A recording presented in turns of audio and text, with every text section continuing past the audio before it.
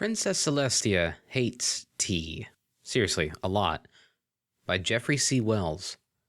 Tea, Highness? Said the tottery dun-colored unicorn mare, offering up one of the innumerable royal kettles for my approval. Of course, Miss Cozy, I said, plucking up my beautiful antique china cup from my beautiful antique mahogany tea table in a swirl of beautiful antique alicorn magic. Unless my beautiful antique nostrils deceive me, this morning's selection would be a solid domestic orange pekoe, yes? But of course, Highness, said Miss Cozy. I know how you favor it. And just so your Highness knows, we're going to have a wonderful jasmine ready for your meeting with the young Miss Sparkle, newly back from Hind. The little filly does love her flowers, doesn't she? Yes, she does, I agreed, smiling pleasantly at the royal tea stewardess. She and I and jasmine tea go back many years. Always nice to have little rituals and traditions between friends, says I, said Miss Cozy, whimsically laying a hoof alongside her snout for a moment. At any rate, after I expect you'll be wanting tea with tea, so we'll have a nice simple oolong to go with the traditional watercress sandwiches. Then there'll be Earl Grey for your tete-a-tete with Princess Luna, and if you'll forgive an old mare her editorializing, the bergamot essence in the currant tin is particularly fragrant. Glad to hear it, I said. You do such an excellent job with the Earl Grey, Miss Cozy. She beamed at me, blushing a little. Your Highness flatters. Nothing so base, I said. Merely an accurate assessment of your prodigious skill. Thank ye kindly, Highness, said Miss Cozy, with a little curtsy. Oh, and you've got something a little special cooked up for bedtime. Oh, I said. Miss Cozy nodded. Peppermint, she exclaimed. I perked. Peppermint what? Peppermint tea, of course, said Miss Cozy. Oh, I said, settling back into my cushion. Well, that all sounds positively delightful. I know, doesn't it? Said Miss Cozy. And then, listen to me jabber on while there's tea needs pouring. Scoot your cup over here, Highness. I did so, and with a gout of fragrant white steam, she filled my cup to the brim. I levitated it back over to my sitting cushion, inclined my head downward at a delicate angle, and took a deep, sighing breath of the aroma. Ah, I said, heavenly, Miss Cozy. Again with the flattery, Highness, said Miss Cozy, backing respectfully away from me whilst taking hold of the tea trolley's handle in a flicker of deep brown magic. Now, you just ring for me if you're in need of another cup. You hear me, Highness? I might just take you up on that, I called, laughing musically. There are just some times when I can't stop at one. At your honored disposal, as ever, Highness, said Miss Cozy, easing the tea trolley out of the salon doors. I nodded and smiled to her, my expression held aloft in a mask of beautiful poise until I could hear the latch click in the door and Miss Cozy's receding hoofsteps down the length of the hall. My face fell. I magicked my beautiful antique china cup over to a beautiful antique fern specifically selected for this purpose, and dumped the horrid ichor into the patient and forgiving soil beneath it, watching it glisten for a moment and then vanish into the earth. I so barking hate tea, I said, staring down at the dirt. And that's the story of how my friends and I diffused an incipient international crisis and brokered a solid peace between the dear folk of Hind and the Sky Kingdom Griffins, said my faithful student, taking a contented sip of her jasmine tea. She said, closing her eyes in bliss and letting the steam wash over her. Excellent as always, Princess Celestia. I employ the best, I said, smiling, including, it seems, in the field of negotiation. I am most pleased with the wonderful news from abroad, Twilight. I would like similar reports from each of the members of your diplomatic mission, if that's not too much trouble. My friends are right downstairs, Princess, field reports and hooves. We learned so much about both friendship and complex multinational treaty negotiation, and we're dying to share it all with you. She grinned at me, wide and white, then took another sip of jasmine tea. I responded in kind, sipping at my own cup, and, as always, commanding myself in the most sternest possible terms not to retch at the taste of the stuff. Some days, it was all I could do to resist the temptation to delve into the time spells, go back to the dawn of Pony, find the blackguard who first came up with the idea of boiling leaves and drinking it, and give her or him a good solid cuff. I suppose there's the odd chance that when I returned to the present, I would find that Pony civilization had crumbled and now the world groaned under some sort of oppressive diamond dog regime. But it might just be worth the risk. Oh, continued Twilight, heedless of my inner monologue, and we learned a whole bunch of other lessons too. Rarity would like to talk to you about something called Bollywood. Pinky is planning on preparing a graphically detailed report on why a pony should never eat too much cauliflower vindaloo in one sitting, and Rainbow Dash would like to petition you for an annual festival where ponies fly diamond-studded kites around in some sort of epic slash-every-pony-else's kite-up kite war, just like they do over there, which is a plan that can only end well. I cannot foresee any problems with that, I said, nodding. And there's something else here, she said mischievously, her horn flaring again as she rustled around in the diplomatic pouch resting lightly against her brisket. I brought you a little surprise from Hind. Try and guess what it is. Is it tea? I said, my eyes glinting and my mouth fixed tight in a gently amused princess-like rictus. It's tea, Twilight exclaimed, producing a small tin and holding it aloft. Boy, you'll never believe the stuff they let you carry across borders in a diplomatic pouch. No customs or anything, and best yet, it's all perfectly legal. She pulled the tin back over to her and read the words stamped into the middle. Superfine grade first flush Darjeeling, she read. Often called the champagne of teas, this light-bodied tea possesses an enticing floral aroma combined with a muscatel-like spiciness. Perfect with breakfast, a light snack, or any time you just want to relax. She beamed at me. I tell you, Princess, nobody knows tea like the Hindi. I had so much tea while I was over there, you wouldn't even believe. Sounds delightful, I said. I can't wait to try it. Hey, I know, she said. No time like the present, right? Let's get Miss Cozy up here and have her brew us a cup. If you don't mind opening your present right away. Oh, I don't know. I'm rather enjoying the jasmine right now, I said, delicately inclining the royal muzzle towards my student as I lied to her brazenly and without shame. Twilight blinked. My faithful student is quick, eager, and perceptive, and furthermore pays altogether too much attention to me. An asset during lesson time, to be certain, but when one is trying to pull the wool over her eyes, not so much. I could have sworn that I let nothing of my mane slip, but to my dismay, I saw her face fall a little at my words. Is something the matter? Asked Twilight, her voice laced with an undercurrent of her omnipresent neurotic dread. Do you not like Darjeeling? I enjoy all tea, of course, I said, digging my nigh infinitely deep hole a fraction of an inch deeper. I am pleased and touched by your gift, my faithful student. You've already got a lot of Darjeeling, she said. I once had an entire wardrobe full of Darjeeling, I thought. Stuffed absolutely to the gills, but then, last week, I got in a mood, runically sealed it and carried it out to the hazardous magical waste depository in the dead of night and was done with it. No, I therefore answered, in complete honesty. Then what's the matter? Please, Princess, tell me. She did the eyes thing, then. Father and Eohippus, preserve me from the eyes thing, I thought, anchoring my soul against the gale-force wind of adorable, ingenious pleading being emitted by my student. I remember little Filly Twilight turning those eyes on me many a time, repeatedly reducing the most powerful creature in all Equestria to marmalade. I am powerless against them. So be it. Twilight Sparkle, I said, lowering my head conspiratorially, my voice dancing with a wholly engineered tone of secret glee. I'm going to tell you something that I've never told any pony else in the entire world. Would you like to hear it? Twilight's face was like my beloved son. Yes, she nearly cried, and I could see the wellspring of joy in her heart.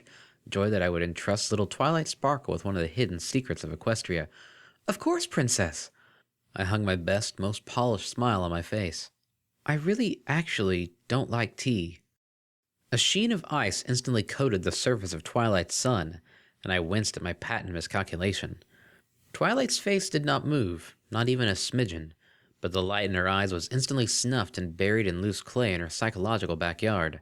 I felt a trapdoor open in my gut and attempted to fill the newly exposed pit with words. It's a funny story, actually, I said, trying desperately to convince her of this fact. Several thousand years ago, Princess Luna was stuck on an idea for a birthday present to give me. Consumables are always good for a mare of my age, of course. We've still got a team of royal archaeologists excavating one of my long-forgotten bric-a-brac vaults and discovering interesting new strata of decorative candle holders, if you'll recall. Well, Luna somehow got it into her head that I was a tea drinker, and so she bought me this beautiful gold-leaf porcelain tea service, complete with a lovely assortment of teas. And I was very touched by the gift, even though I can't actually stand the stuff, but I couldn't very well say that to her face. You know almost as well as I how delicate she can be, so I would occasionally brew up a cup while she was watching and pretend to enjoy it, and it did make her quite happy. It wasn't too long after that we hosted a Quilinese envoy and his retinue on a matter of trade, and you know how fond the half-dragon unicorns are of their tea, so I had the idea that I would hire a really top-flight tea stewardess. Incidentally, Miss Cozy's great to the nth power grandam, and had her brew us all a cuppa. Every pony seemed to enjoy him or herself, and then I thought the matter closed. A month later, the first crates began arriving from Quillen, gifts of gratitude for my excellent handling of the trade negotiations, and then the cheerful letters wishing me health and long life and imploring me to please enjoy the gifts of tea. And it would have been something of a faux pas to scorn it entirely, wouldn't it? So I made up my mind that I would get over my silly distaste for the stuff and begin drinking it near constantly in an attempt to build up a tolerance. A time after that, tea and I became more or less indistinguishable in the minds of my people. Soon my entire court was full of grown stallions and mares who had never known the princess to be without her tea. It became a symbol of sorts. And maybe it was foolish of me, but once it had reached that point, I felt that to abandon it would create cracks across the public's perception of me as an unchanging bastion of light in the dark currents of time. I wandered over to the small balcony of the Rosewood Salon and stared down at the happy bustle of Canterlot City, watching the little ponies and their pony carts trot back and forth along the streets like some toy model. For all my thousands of years of drinking it, however, I said, I cannot become accustomed to it. It makes me sick to my stomach, literally at times. It is my least favorite beverage in all history, even more so than that unsugared juniper beer gut rot that was something of a fad in the early 700s. I'm sorry if this comes as something of a shock to you, but I just thought that all the beautiful souvenirs you could have purchased with the money you spent on that Darjeeling, and, well, I felt a bit guilty. So will you please excuse this old mare her little white lie, my faithful student? I turned back to where Twilight had been sitting, and she was gone. I sighed. That could have gone better, I said. There came a bustle from the arched doorway of the Rosewood Salon, and a Pegasus Guard sergeant, Hoplite by name, came into view. Ah, Sergeant Hoplite, I said, smiling at him. Did you by any chance glimpse the distressed purple unicorn fleeing these chambers in a moment or so? And that was all the time I had before I was pinned to the floor in a dramatic flying tackle. My eyes went wide, thoughts of treachery and assassination plots spinning before the eye of my mind. So it came as something of a surprise to me when Hoplite pulled off his helmet and snorted a single word into my face. Impostor! He shouted. Oh dear. Sergeant Hoplite, I said calmly, my wing muscles alone have the capacity to bend tempered steel, and so I assure you this is a matter of politeness alone, but could you please remove yourself from my royal person? I take no orders from false usurpers, snarled Hoplite. The element of magic is on to your deceit, trickster, and she is warning the royal guard as we speak. Hoplite, I said, thunking my head against the hard stone floor of the Rosewood Salon and wishing that the overzealous guard stallion had had the decency to tackle me a few meters to the right, where there was a rather nice plush bit of carpeting. Your commitment to duty is commendable, as was your father's, as was his father's before him. I have personally known and decorated 10 generations of your family serving in the same post, and I can tell you, with levels of uncomfortable detail, exactly what rather embarrassing part of your great-great-great-grandsire's anatomy was injured to earn him his Purple Heart. So might you pretty princess please release me? Your words flow off me like water, changeling queen. Oh, so that's what this is about, I said. Sergeant Hoplite, I assure you that... You will assure me of nothing, bellowed Hoplite. The court doubted the suspicions of Twilight Sparkle once before, during the royal wedding coup, and it was nearly the ruination of Canterlot. The guard will not be so dishonored by you again, wretched beast. Another bustle at the archway revealed Shining Armor, my faithful student's elder brother and the captain of my royal guard. Thank heaven, I said, trying to scoot the royal backside across the floor so that I could get a better angle of conversation with him. Shining Armor, would you please call off your commendably zealous stallion at arms and then go find your sister?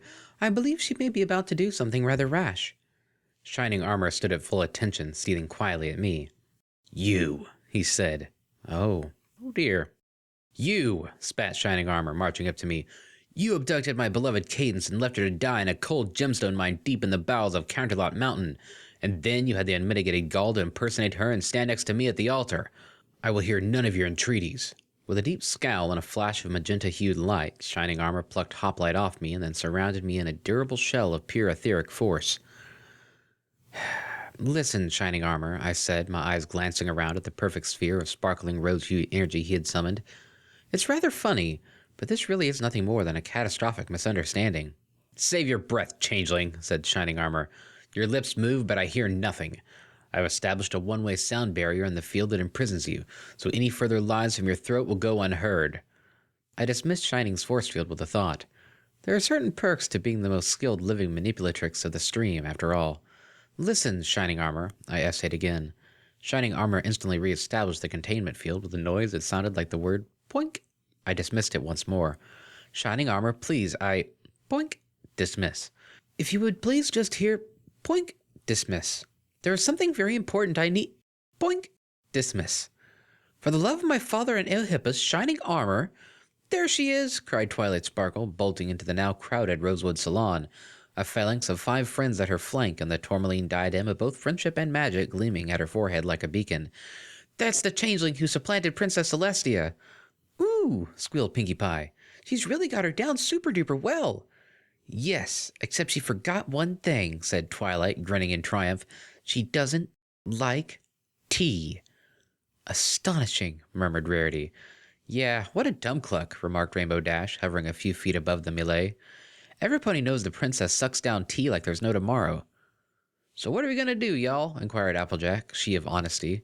Easy, said Twilight. We blast her. Formation, girls. Said Fluttershy, raising a single demure hoof.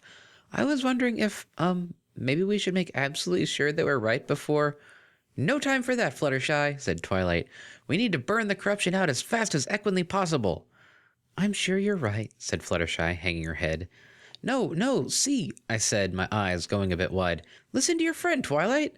Listen, fake Celestia, said Twilight. Fluttershy is one of my best friends, but every pony knows she folds like an origami box.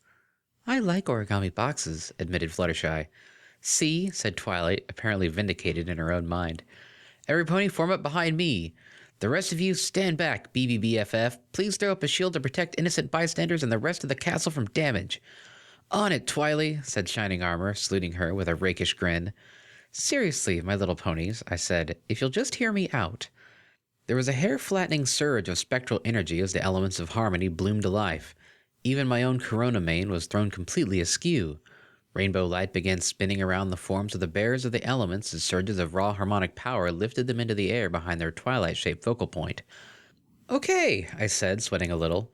Really not kidding here. I assure you, my forbearance in this matter is largely due to my being rather fond of the decor in this room and not wanting it all torched and... The chromatic wave of the elements of harmony finished its charge cycle and lanced at me like a bright hornet made of friendship. Ow, I said crossly. That really sort of stings, you know. I'm well aware of what it feels like to be struck by the full force of the elements of harmony, sister, came a smooth voice from the archway. It's happened to me twice, if you'll recall your preparatory research. Lulu, I said, trying to keep the tremble out of my voice, could you please firmly instruct my faithful student to... No more lies, bellowed Luna, knocking over everything in the room that had not been firmly nailed in place, and even some things that had. My sister loved the tea I gave her. She told me so again and again. Your deceit is a pathetic one, Chrysalis. It didn't work, cried Twilight, meanwhile in tones of dismay, shaking the tourmaline diadem up and down, then looking back at her companions. Are we not friends enough or something? Should we maybe sing a song, share some secrets? Blast her again, cried Rainbow Dash. Good plan, R.D., agreed Twilight. All right, Folestia, prepare to receive a double shot of undiluted weapons-grade love intolerance.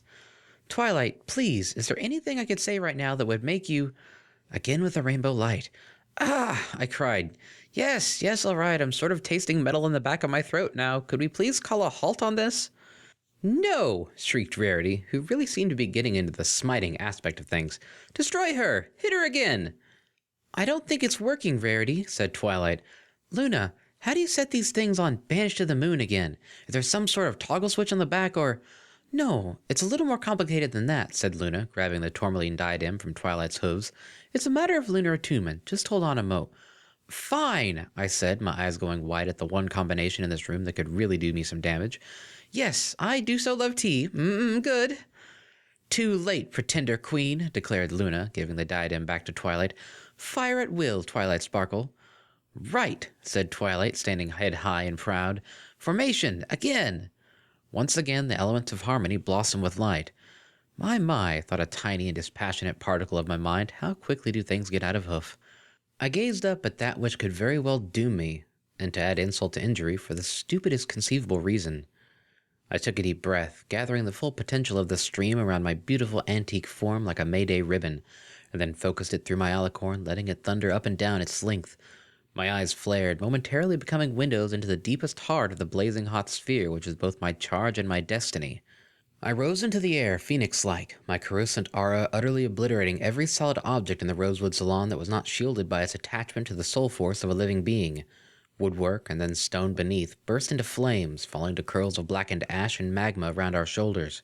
The very walls of Canterlot buckled to its power, leaving our little mass of ponies perched unsteadily on a windswept ledge of masonry clinging to the edge of a high cityward gallery. I let out my breath in a thundering royal Canterlot declaration. Hear me now, I bellowed. I am Celestia the Undimmed, princess of the solar orb. The blood of the land burns bright in my veins, and brave ponies weep in agony at my glory. Tens of thousands of generations have crumbled to dust in my wake, and tens of thousands of generations more will follow before I am spent. All this power is at my command, and yet I have but one thing to declare to you this day." The sun above flared from yellow to dazzling blue-white. "I do not like tea." Silence fell over the former room, and over Canterlot City in general, as the sun dimmed to its rather more traditional color. Twilight Sparkle, her mane now ruffled by the high outdoor wind, looked up at her brother. "Gosh, Shiny," she said. "Good job protecting the castle." "Yeah, kind of messed up there," said Shining Armor, scratching at the back of his neck with one hoof. "Almost as bad as some punny running up and down the Hall of Dawn yelling, 'Help, help, Princess Celestia has been replaced by an evil duplicate.'" "Pardon me, but the word I used was doppelganger," said Twilight. "However, I take your point." I ignored the bickering siblings. My energy briefly spent, I strode to the edge of the destruction and gazed out at Canterlot City, at ease from the turbulent stream, whipping my ethereal mane back and forth as it struggled to return to laminar flow.